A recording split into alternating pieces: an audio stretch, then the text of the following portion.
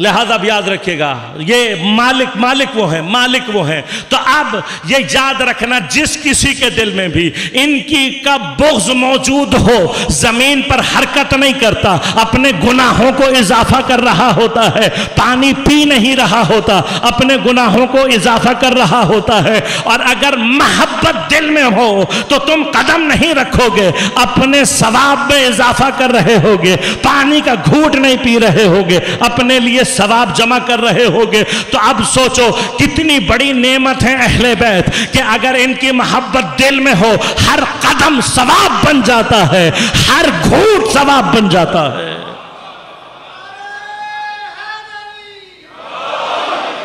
لیکن اہل بیت بڑے کریم ہیں, اہل بیت کریم ہیں. دنیا میں تم جتنا مرضی بغض اہل بیت رکھ کر کھا پی لو کوئی مسئلہ نہیں ہے, لیکن جب باری آئے گی جنت کی تو یاد رکھنا مالک جنت کے اہل بیت ہیں, اور وہاں شرط ہی یہ ہے جو ان سے محبت رکھتا ہے وہ اندر جائے گا, اور جو ان سے بغض رکھتا ہے اس کا ٹھکانہ جنت کبھی بھی نہیں ہو سکتی. بس اب غور کیجئے گا, میں نے 2 مرحلے آپ کی خدمت میں عرض کیے کہ اگر مفہوم کو مانگا جائے تو جتنی معرفت بڑھتی چلی جائے گی اتنا جواب بہتر انداز سے ادا ہوتا چلا جائے گا. لیکن اگر وجود خارجی طلب کیا جائے تو پھر شے کی معرفت امپورٹنٹ نہیں ہوتی.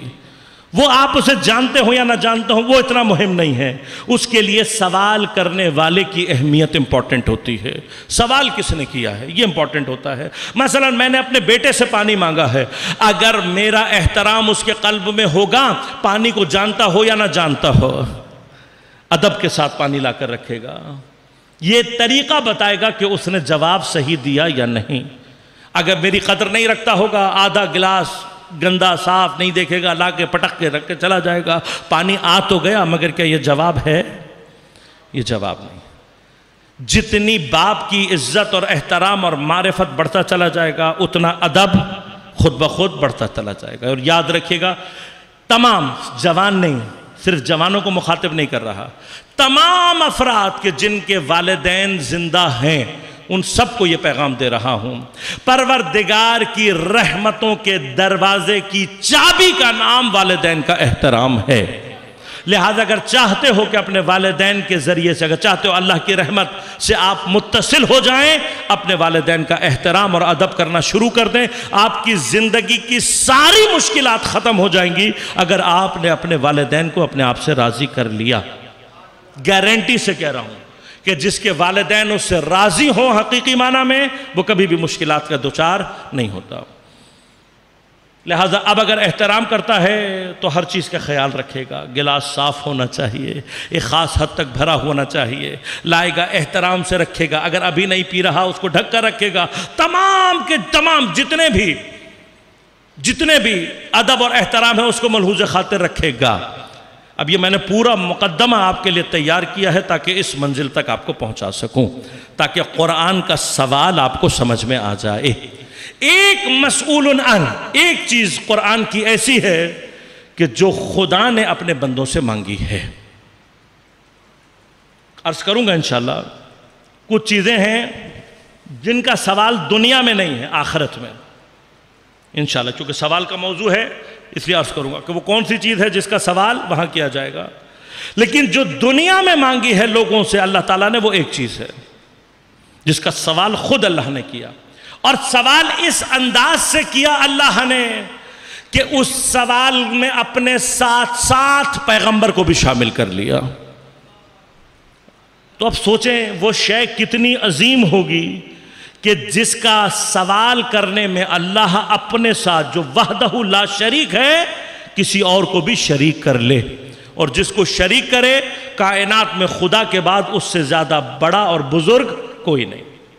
یعنی کائنات کی 2 بڑی اور عظیم ہستیاں ایک وقت میں ایک سوال کر رہی ہیں.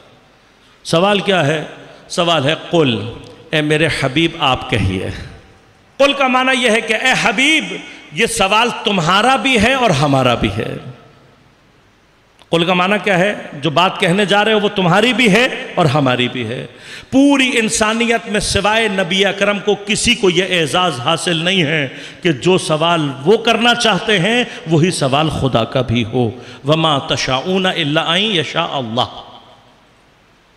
پیغمبر کو اپنے ساتھ شریک کر کے اللہ کیا کہہ رہا ہے؟ قل، اے ابھی آپ کہو، کیا کہو؟ لا اسألکم علیہ اجرا الا المودۃ فی القربى. آیت آپ نے بار بار سنی ہوگی، لیکن اب میں نے چونکہ مقدمات کچھ بنائے ہوئے ہیں لہذا میں آپ کے فہم کو اب ساتھ لے کر چل. کل میں نے آپ کی خدمت میں عرض کیا اللہ سے پہلے اگر لا آ جائے تو کیا معنی دیتا ہے؟ یفید الحصر، حصر کے معنی دیتا ہے. کل پوری گفتگو آپ کے سامنے میں نے بیان کیا، آج ابتدا میں بھی اشارہ کیا. ایگزیکٹلی یہاں پر اللہ تعالیٰ کیا کہہ رہا ہے؟ لا اسألکم علیہ اجرا. اور کیجئے گا، میں اپنی نبوت کا تم سے کوئی اجر نہیں مانگ رہا. یہ لفظی ترجمہ ہے، لا الہ کی طرح سے لفظی ترجمہ ہے. تب بس جب ترجمہ یہ کرتے ہیں تو کیا ہوتا ہے؟ نبوت کے بہت سارے اجر ذہن میں آ جاتے ہیں کہ پیغمبر کو شکریہ کہہ دیا، پیغمبر کو شکریہ عبادتیں کر دی، کوئی اور کام کر دیا، یہ سارے کے سارے، یہ سب کے سب اجر کے عنوان سے ذہن میں آتے رہے. لیکن ایسا نہیں ہے. پیغمبر کیا کہہ رہے ہیں؟ پیغمبر کہہ رہے ہیں میری نبوت کا اجر صرف میرے اقربا کی مودت ہے. میرے اقربا کی مودت، صرف میری نبوت کا اجر صرف یہ کا مطلب کیا؟ اب مودت کے علاوہ جو بھی لے کر آؤ گے وہ نبوت کا اجر نہیں بن سکتے. اب بس غور کیجئے گا، آخری مرحلہ آپ کی زحمتوں کو تمام کروں. ابھی تک کی جتنی زحمت دی تھی وہ اس مقام کے لیے دی تھی. جب پیغمبر اور اللہ نے مل کر سوال کیا ہے، اور سوال کیا ہے؟ نبوت کا پیغمبر کی اجر. اب غور کیجئے گا، اس سے پہلے جتنے بھی انبیاء کا تذکرہ قرآن نے کیا اور ان کی نبوت کی اجر کی بات آئی، اب چاہے وہ ان کی قوم نے پوچھا چاہے انہوں نے خود یہ بات کہی، لیکن جہاں کہیں پر بھی کسی بھی نبی کے نبوت کے اجر کا معاملہ آیا انہوں نے نہیں کہا کہ ہمارا اجر فلاں شے ہوگا، کہا نہیں، کہا ان اجری الا علی اللہ، میرا اجر صرف اللہ کے پاس ہے، میں اجر صرف اللہ سے لوں گا. کیوں انبیاء اجر طلب نہیں کر رہے؟ اس لیے کہ یاد رکھیے گا اجرت بھی ایک کانٹریکٹ ہے، اجارہ ایک کانٹریکٹ ہے. یہ کانٹریکٹ کب پورا ہوتا ہے؟ جب آپ کسی کو اجرت پر ہائر کرتے ہیں، رینٹ پر لے کر آتے ہیں کسی کو، تو اجرت کب معنی پیدا کرتی ہے؟ جب کام پورا ہو جائے. بھئی اجرت جو بھی طے ہوگی وہ بات کا مرحلہ ہے، لیکن یہ اجرت جو کچھ بھی ہوگی، جو بھی ہوگی، یہ تحقق اور معنی کب پیدا کرے گی؟ جب کام مکمل ہو جائے. میں کام کیے بغیر آپ سے اجرت نہیں لوں دے سکتا، آدھا کام کر کے لوں نہیں ہو سکتا.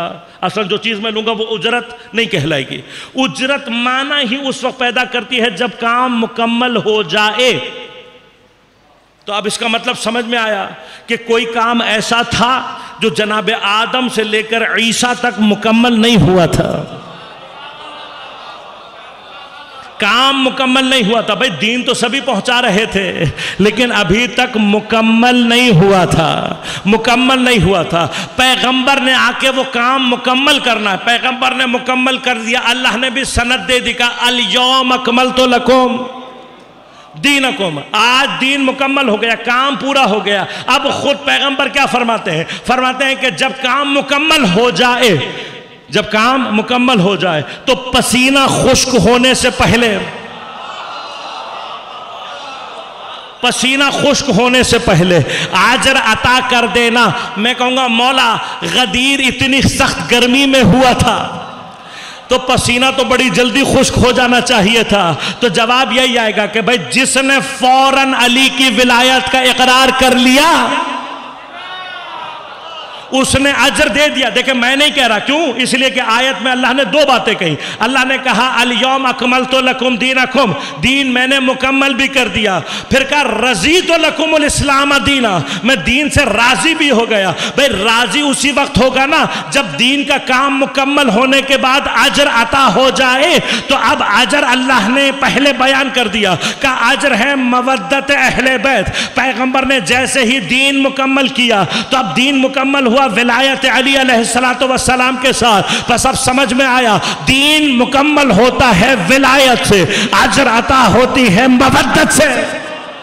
بس جس کسی نے بھی علی کی ولایت کا اقرار کر لیا اس نے پیغمبر کو نہیں بلکہ آدم سے لے کر خاتم تک تمام انبیاء کی نبوت کا اجر عطا کر دیا، اور جس نے بھی ابھی تک علی کی ولایت کا اقرار نہیں کیا اور وہ نمازیں پڑھتا ہے اور وہ اپنے آپ کو مسلمان کہتا ہے، تو جب تک اجر نہیں کرے گا تب تک مسلمان نہیں کہلائے گا، خائن کہلائے گا۔